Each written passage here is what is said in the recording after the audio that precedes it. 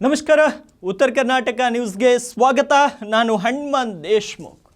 ಆಂಧ್ರ ಪ್ರದೇಶದಲ್ಲಿ ಮುಗಿಯದ ರಕ್ತ ರಾಜಕೀಯ ಚರಿತ್ರೆ.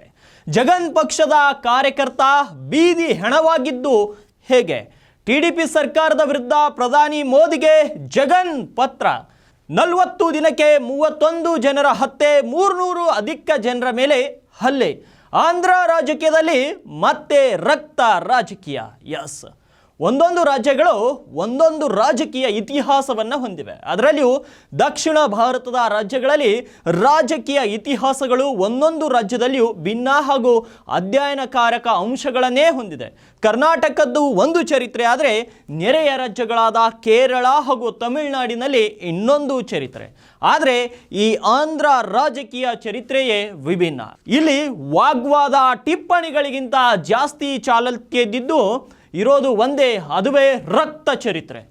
ಇಲ್ಲಿ ಸಣ್ಣ ಸಣ್ಣ ವಿಷಯಗಳಿಗೆ ಹೊರಬರುತ್ತೆ, ಕಲ್ಲು ತೂರಿ ಬರುತ್ತೆ, ಇನ್ಯಾರನ್ನೋ ನೇಣಿಗೆ ಬಿಗಿದು ಉಸಿರು ನಿಲ್ಲಿಸುತ್ತಾರೆ. ಈ ಚರಿತ್ರೆ ಈಗ 21ನೇ ಶತಮಾನದಲ್ಲಿಯೂ ಮುಂದುವರೆದಿದೆ. ಈ ರಾಜಕೀಯ ರಕ್ತ ಚರಿತ್ರೆಯ ಕುರಿತು ಅನೇಕ ಸಿನಿಮಾಗಳು ಕೂಡ ಬಂದಿವೆ, ಕತೆ ಕಾದಂಬರಿಗಳನ್ನು ಕೂಡ ಬರೆಯಲಾಗಿದೆ. ಅದರಲ್ಲಿಯೂ ಕೂಡ ಇಲ್ಲಿನ ರಕ್ತ ಚರಿತ್ರೆಯ ರಾಜಕೀಯ ಮಾತ್ರ ಬದಲಾಗಿಲ್ಲ. 12ನೇ ಶತಮಾನ ಆರಂಭವಾದ ಈ ರಕ್ತ ರಾಜಕೀಯ ಈಗಲೂ ಕೂಡ ತನ್ನ ಕರಾಳ ಯುದ್ಧವನ್ನ ಜಾರಿಯಲ್ಲಿಯೇ ಇಟ್ಟಿದೆ. 2024ರಲ್ಲಿ ಲೋಕಸಭಾ ಚುನಾವಣೆಯ ಜೊತೆಗೆ ವಿಧಾನಸಭಾ ಚುನಾವಣೆಯನ್ನು ಕೂಡ ಎದುರಿಸಿತ್ತು ಆಂಧ್ರ ಪ್ರದೇಶ.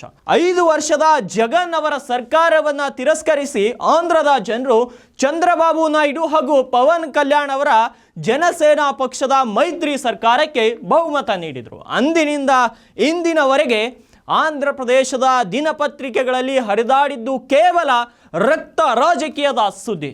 ಚುನಾವಣಾ ಫಲಿತಾಂಶ ಬಂದ ಕೆಲವೇ ಗಂಟೆಗಳಲ್ಲಿ ಗುಂಟೂರಿನಲ್ಲಿರುವ YSR ಕಾಂಗ್ರೆಸ್ ಪಕ್ಷದ ಕಚೇರಿಯ ಮೇಲೆ ದಾಳಿ ನಡೆಯಿತು. ಕಲ್ಲು ತೂರಾಟಗಳು ನಡೆದವು. ಎರಡೂ ಪಕ್ಷಗಳ ನಡುವಿನ ವೈರತ್ವ ಬೇರೆದೇ. ಅದೇ ರೀತಿ ಈ ಸೀಮಾ ರಾಜಕಾರಣ. ಎಸ್, TDPಯ ನಾಯಕನೊಬ್ಬ YSR ಕಾಂಗ್ರೆಸ್ ಮುಖಂಡನ ಹತ್ಯೆ ಮಾಡಿದ ಮೇಲೆ ಆಂಧ್ರ ಪ್ರದೇಶ ಮತ್ತೊಂದು ಭಾರೀ ರಾಜಕೀಯಕ್ಕೆ ಸಾಕ್ಷಿಯಾಯಿತು. ಎಸ್, ಅದು ಅಲ್ಲದೆ ಪಲ್ನಾಡು ಜಿಲ್ಲೆಯಲ್ಲಿ ಜುಲೈ 17ನೇ ತಾರೀಕಿನ ರಾತ್ರಿ ಸುಮಾರು 8 ಗಂಟೆ 30 ನಿಮಿಷಕ್ಕೆ ಬರ್ಬರ ಹತ್ಯೆಯೊಂದು ಈಗ ಆಂಧ್ರ ರಾಜಕೀಯದಲ್ಲಿ ಬಿರುಗಾಳಿಯನ್ನು ಎಬ್ಬಿಸಿದೆ. SK ಜೈಲಾನಿ ಅನ್ನೋ ವ್ಯಕ್ತಿ ರಶೀದ್ ಎಂಬ ಒಂದು 25 ವರ್ಷದ ಯುವಕನನ್ನ ನಡು ರಸ್ತೆಯಲ್ಲಿಯೇ ಚಾಕುವಿನಿಂದ ಇರಿದು ಹತ್ಯೆ ಮಾಡಿದ್ದ. ಹತ್ಯೆಯಾದ ಯುವಕ ರಶೀದನನ್ನ YSRP ಕಾಂಗ್ರೆಸ್ ಅಂದರೆ ಜಗನ್ ಪಕ್ಷದ ಯುವ ಘಟಕದ ಸದಸ್ಯ ಎಂದು ಗುರುತಿಸಲಾಗಿದೆ. ಚಾಕುವಿನಿಂದ ಇರಿದು ಆತನನ್ನು ಹತ್ಯೆ ಮಾಡಿದ್ದ. ಅದೂ ಅಲ್ಲದೆ ಆತನ ಕೈಗಳನ್ನು ಕತ್ತರಿಸಿ ಜನಾನಿ ಬೀಡು ಪ್ರದೇಶದಲ್ಲಿ ಅಂದರೆ ಜನರು ಓಡಾಡುವಂತಹ ಪ್ರದೇಶದಲ್ಲಿ ನಡು ರಸ್ತೆಯಲ್ಲಿ ನಡೆದ ಒಂದು ಭೀಕರ ಹತ್ಯೆ ಇವಾಗ ಆಂಧ್ರ ರಾಜಕೀಯದಲ್ಲಿ ಒಂದು ಹೊಸ ಸುನಾಮಿಯನ್ನು ಎಬ್ಬಿಸಿದೆ. ಈ ಒಂದು ಕೊಲೆ ಈಗ ರಾಜಕೀಯ ತಿರುವು ಪಡೆದುಕೊಂಡಿದೆ. TDP ಮತ್ತು YSR ಕಾಂಗ್ರೆಸ್ ನಾಯಕರ ನಡುವೆ ಜೋರಾದ ವಾಗ್ವಾದಗಳಿಗೂ ಕೂಡ ಈ ಒಂದು ಘಟನೆ ಸಾಕ್ಷಿಯಾಗಿದೆ. ಈಗಾಗಲೇ ಸಾಮಾಜಿಕ ಜಾಲತಾಣವಾಗಿರುವಂಥ Xನಲ್ಲಿ ಉಭಯ ಪಾರ್ಟಿಗಳ ನಾಯಕರು ಒಬ್ಬರ ಮೇಲೊಬ್ಬರು ಮುಗಿಬೀಳುತ್ತಿದ್ದಾರೆ. ಈ ರೀತಿ ಮಾಡಬಾರ್ದಿತ್ತು, ಈ ರೀತಿ ಮಾಡಿದ್ದಾರೆ ಅನ್ನೋ ರೀತಿಯಲ್ಲಿ ಒಬ್ಬರ ಮೇಲೊಬ್ಬರು ಮುಗಿಬೀಳುತ್ತಿದ್ದಾರೆ. ಇತ್ತ TDP ಸರ್ಕಾರ ರಚನೆಯಾಗಿ ಕೇವಲ ಒಂದೇ ಒಂದು ತಿಂಗಳು ಕಳೆದಿದೆ.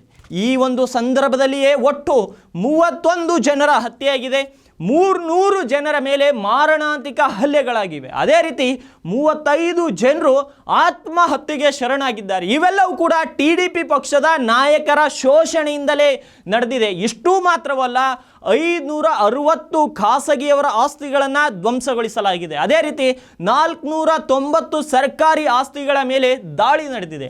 2700 ಜನರು ತಮ್ಮ ಹಳ್ಳಿಗಳನ್ನು ತೊರೆದು ಬೇರೆ ಕಡೆ ಶಿಫ್ಟ್ ಆಗಿದ್ದಾರೆ. ಇವೆಲ್ಲವೂ TDP ಪಕ್ಷದ ಶೋಷಣೆ ದುರ್ವರ್ತನೆಯಿಂದಲೇ ನಡೆಯುತ್ತಿದೆ ಎಂದು YSR ಕಾಂಗ್ರೆಸ್ ನಾಯಕರು ನಾಯ್ಡು ಸರ್ಕಾರವನ್ನು ತರಾಟೆಗೆ ತೆಗೆದುಕೊಂಡಿದ್ದಾರೆ.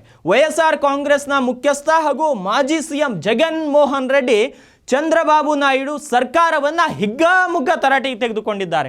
ರಾಜ್ಯದಲ್ಲಿ ಕಾನೂನು ಸುವ್ಯವಸ್ಥೆ ಪಾತಾಳಕ್ಕೆ ಕುಸಿದಿದೆ ಅನ್ನೋ ಮೂಲಕ TDP ಪಕ್ಷವನ್ನು ಝಾಡಿಸಿದ್ದಾರೆ. ಜಗನ್ ಮಾತಿಗೆ ಕೌಂಟರ್ ಆಗಿ TDP ನಾಯಕರು ಕೂಡ ಒಳ್ಳೊಳ್ಳೆ ರೀಟ್ವೀಟ್ಗಳನ್ನು ಮಾಡ್ತಿದ್ದಾರೆ. ರಶೀದ್ ಹಾಗೂ ಜೈಲಾನಿ ನಡುವೆ ಆದದ್ದು ವೈಯಕ್ತಿಕ ದ್ವೇಷದ ಪ್ರತಿಫಲ, ಇದನ್ನು ರಾಜಕೀಯಕ್ಕೆ ಎಳೆಬಿಡಿ ಅಂತ TDP ನಾಯಕರು ಜಗನ್ ಹೇಳಿಕೆಗೆ ಕೌಂಟರ್ ಕೊಡುತ್ತಿದ್ದಾರೆ. ಈ ಯುದ್ಧ ಈಗ ಮತ್ತೊಂದು ಮಜಲಿಗೆ ಹೋಗಿದೆ. ಆಂಧ್ರ ಪ್ರದೇಶದ ಮಾಜಿ CM ಜಗನ್ ಮೋಹನ್ ರೆಡ್ಡಿ ಪ್ರಧಾನಿ ನರೇಂದ್ರ ಮೋದಿ ಅವರಿಗೆ ಪತ್ರ ಬರೆಯುವುದರ ಮೂಲಕ ಹೊಸ ರಾಜಕೀಯ ಚರ್ಚೆಯೊಂದನ್ನು ಹುಟ್ಟುಹಾಕಿದ್ದಾರೆ. ಆಂಧ್ರ ಪ್ರದೇಶದ ಪಲ್ನಾಡು ಜಿಲ್ಲೆಯಲ್ಲಿ ನಡೆದ ಒಂದು ಕೊಲೆ ಈಗ ರಾಷ್ಟ್ರ ವ್ಯಾಪ್ತಿಯಲ್ಲಿ ಸುದ್ದಿ ಆಗ್ತಾ ಇದೆ. ಆಡಳಿತ ಪಕ್ಷದ ವಿರುದ್ಧ ಗುಡುಗಿರುವ ಜಗನ್ ಮೋಹನ್ ರೆಡ್ಡಿ ಈಗ ಇದೇ ವಿಚಾರವನ್ನು ಇಟ್ಟುಕೊಂಡು ಪ್ರಧಾನಿ ನರೇಂದ್ರ ಮೋದಿ ಅವರಿಗೆ ಪತ್ರವನ್ನು ಬರೆದಿದ್ದಾರೆ.